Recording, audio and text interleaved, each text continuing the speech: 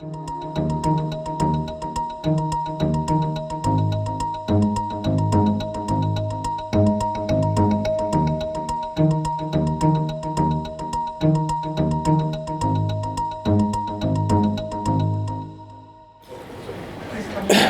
good afternoon everybody. My name's Krishna and welcome to yet another session where we express our curiosity. Right. I'd like to kick off before I give Ben, the CEO, an opportunity to lead us in this conversation this afternoon. I just want to kick off in an unusual manner and ask people, Pencil, what makes you curious? Change. Brian, what makes you curious today?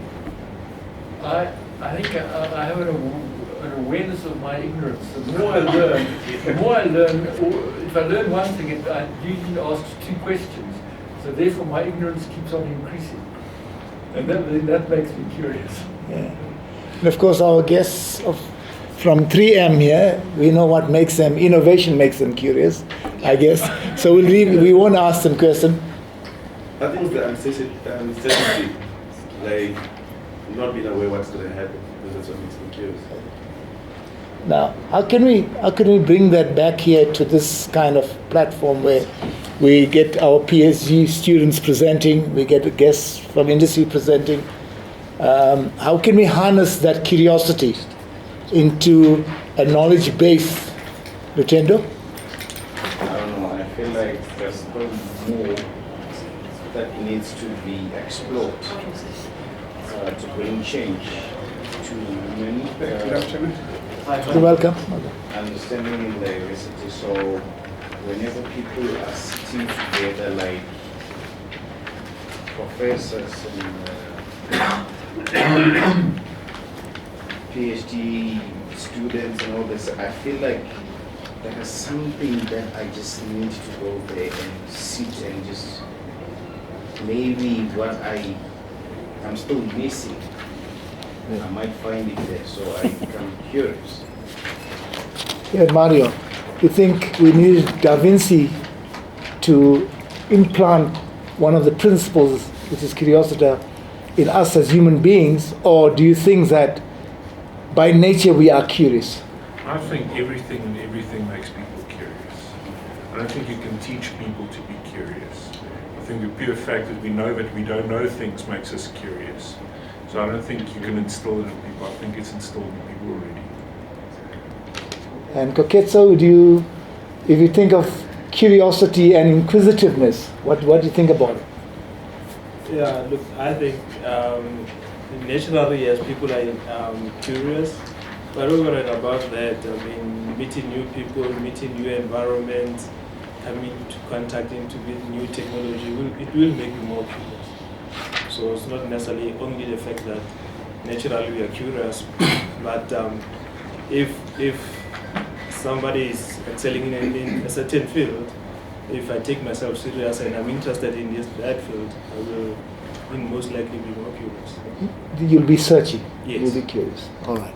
Okay. Against that background, I want us to now allow our CEO to lead us into this theme of curiosity this afternoon. I don't know if he's going to be focusing on evolution or revolution.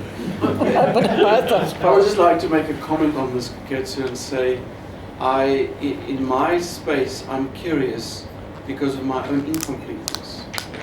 So in my engagement with the reality which surrounds me, I find dimensions in myself which does not necessarily exist. So by allowing me to meet with different people in different contexts, of which I am mostly unfamiliar with, I find an amazing energy pool. And that sparks my sense of being curious. So, about today, yes, this is a discussion around leadership, and that's why we gather here. But I want to share with you that I've been tempted to really close my ears in the last few weeks in listening to all the jarred and dysfunctional commentary on how we're going to solve the matter of unemployment. And I want to say it honestly, when I listen to business leaders and political leaders alike, and education leaders, those are the most prominent voices of recent that wants to say, well, we know how to solve this problem. I'm not mesmerized by what has happened in the National Assembly. I'm not mesmerized that what I hear is happening with the annual financial reporting of certain companies.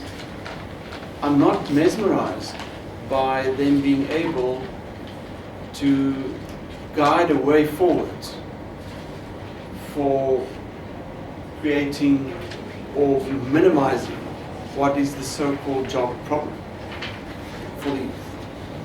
So the question, Krishna, that I want us just to explore for a few minutes is, are we mesmerized by the fact that all these leaders, and I can't really today count for one who doesn't do it, whether I listen to Mr. Tibukwayo, and I listen to Mr. Ramaphosa, and I listen to the CEO of MultiChoice, and I can go on.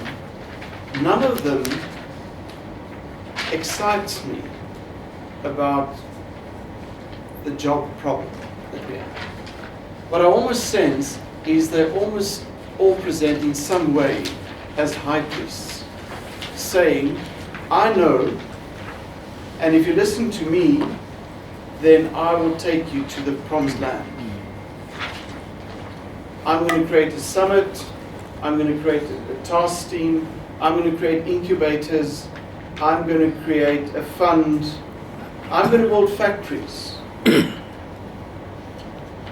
But all of that, to me, almost sounds like the redistribution of very old ideas. It's more like recycling. Recycling, redistributing, repositioning, renaming. So I'm asking this audience today, to what extent are you part, and maybe myself unknowingly, part of this renaming game in making the economy work better, the socioeconomic system? Or to what extent are you really contributing action and energy that's not about redistribution, but really about anchoring something? I'm concerned that we think we will solve a problem for someone else. And for some reason, we seem to be mesmerized by it. We think, thank God that I can be God and I can solve your problem. And I wonder why are we so intrigued by wanting to solve someone else's problem.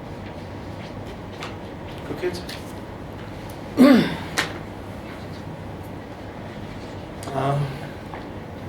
My thinking is, I'm in the entrepreneurial space. I've been running my business from 2012. I hear and understand what you're talking about in terms of, we are doing more or less the same things. But I think in the main, the basis of it all is the foundation, the education. Because I think we are miles behind in terms of if you compare ourselves with countries like South Korea, where very young grades, kids are very proficient with computers and all that. We're still trying to solve the toilet problem in South Africa. So we are very, very, very much behind in terms of that. So we need to speed up on that, because if we want to compete with the first world, obviously we need first world education. So where we are, it's mostly about survival, building for my kids more than anything else. Okay, so let's ask the question then. Let's say education is the challenge. That's been your experience.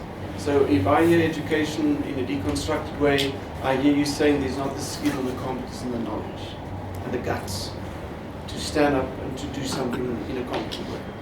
That Would you say? Yeah, but if you look at the rate that China and India are producing engineers, you'll see that what you are doing, you are still next to nothing. That is why the innovation levels are very high, because there's a very huge pool. I mean, if you take our numbers are very low compared to those countries. Yes, I know that the population is quite high, but they are churning out. But the point is they're driving towards that competence base, that pool of people. Yes, yeah. So are you saying we're not doing that? No, we are nowhere near. Okay, so what are we going to do about that? You know, I'm looking at what everybody's saying, and they're saying, you know, produce engineers, produce this, produce that. What is an engineer going to do for the guy in the work field, in the workspace? We, as a person, we as people, need to ensure that we get onto that shop floor and create something valuable that contributes to everything. Because at the moment, the way things are going, a lot of the stuff is being produced electronically, robotically. Okay, so it means a lot of the workforce is going to be doing different things. So that you can't say, you know, you've got to become computer literate. To what extent are you computer literate? For communication, fine, you can communicate. But your skills, your hand skills of producing food, producing buildings, producing etc., needs a different kind of mindset that everybody can get involved and start producing from the raw material. Not that you produce 1,000 engineers. What are they all going to do? Build the same bridge? You can't. You know, the thing is... But Rocco, if I may, there's a nice paradox in what you're saying. Because on the one hand you say, embrace technology, but at the same time you say, well, let me learn how to work with my hands. Well, if the technology is effective, why do I need to work with my hands? Use that skill that you can produce something. But I don't yes, need I know to, you the go robot can do electronically. it. Yes, I know. But what about growing food? Food is one of the products that we need. Health is the other one. Yes, there are robots performing certain operations, etc. Then us as humans need to find another way that we can complement and generate so that we can live. Otherwise, get rid of the fiat currency and say, guys, we all fall under the same thing. You all get X, Y, and Z per month, and we live. Because at the moment, what we're doing is we're working to get money so that we can live.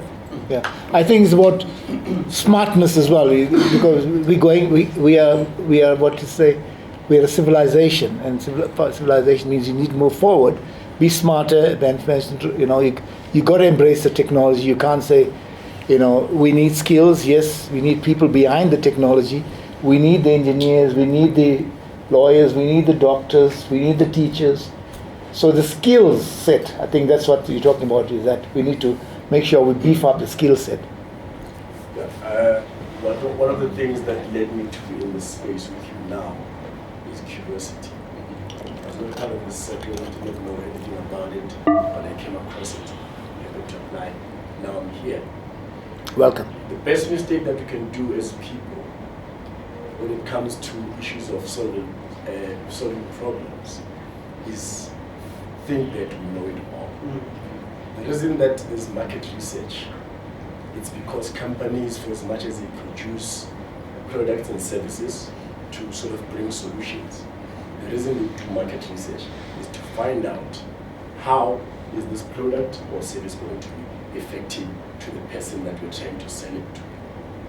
The people that have solutions to problems that they are faced with on a daily basis are the people that are faced with that particular problem. And the only thing in terms of justice we can do is to go to those people, reach out in terms of resources, reach out in terms of academic skill, in terms of research, engineering, and various other skills. Because at the end of the day, one of my favorite books, which is the Bible, says that there's nothing new under the sun. Whatever you can think of as something new, it has been in existence. It's just that at that time that it was thought of, its time hasn't come as yet. Hence, you're going to see it 200 years later or 500 years later. That is why in this day and age, we dwell more on innovation, because basically innovation is nothing new except to recycle what has already been in existence. It's a matter of saying, which era are we bringing it? For instance, Henry Ford commercialized the car, we all know that. But when you look at everything that a car has now, it is because of innovation. For a car to have a radio, because someone was bored driving for a very long journey, they thought of, what if there was something that could entertain you whilst I'm driving? We had radio from radio to having CDs to USB. Now we can connect via Bluetooth. So basically, the best way to lead people, for instance, if you go to a rural village and you want to bring a solution into the community, the most disrespect you can do is not to engage the people from the royal family first, and then they call it the khotla, where the elders of the community come together and then they want to hear what you're all about. Because if you think you're going to bring solutions or solve people's problems without knowing the people, without knowing where the problem emanates from to where it is now, and even becoming the genius, it's a fallacy. You can't. So can I ask, do you think the leaders are engaging enough with the people? They're not. Okay. All right, Yeah. so we take that I'm point. saying You want to solutions make line from points? them, yeah. Yes, I think I want to take on the element to say that, in curiosity it is a paradox. And I'm sitting in that space to say that it is a paradox for me, because he spoke about unemployment and solutions that are being created to create employment. And there's an element of innovation. I'm in a space where I'm a furniture manufacturer. I'm sitting to say that if you bring in more imports into South Africa, you are killing our job market. And then I'm sitting also in a space where I'm saying that whatever that I'm creating and designing, I want it to go outside, maybe out of our borders. And if you say don't bring something in, you can't take something out. Good point. And it is a paradox. And one element also where is sitting, I'm sitting, you spoke about incubation hubs, and that is what our president is biting on all the time, supplier development programs and all that. And those things are being exploited by the corporate space, because it's how you bypass your real BE requirements. And then you are sitting there, people are called in thousands to present with the hope that you will get something to supply to X company, and there's nothing that they are going to get. You create bitterness at the same time, and that bitterness may come back and bite you. That is the paradox that I'm sitting to say that. And being an academic myself in that space, I'm saying that maybe I have to write something or a research proposal or get into further my studies, because there's an element that I see that all of us are not focusing on. Something's missing. Something is missing, because it is not the real solution. Incubation, supply development, and all that is not the real. Maybe we have to create a certain demand to a certain direction. And what is that demand? So would you say that the speeches some of the leaders making are, it's like very theoretical? They're saying the right things, but and they've been saying that, and what intrigued me was that they spoke about a 10-year plan.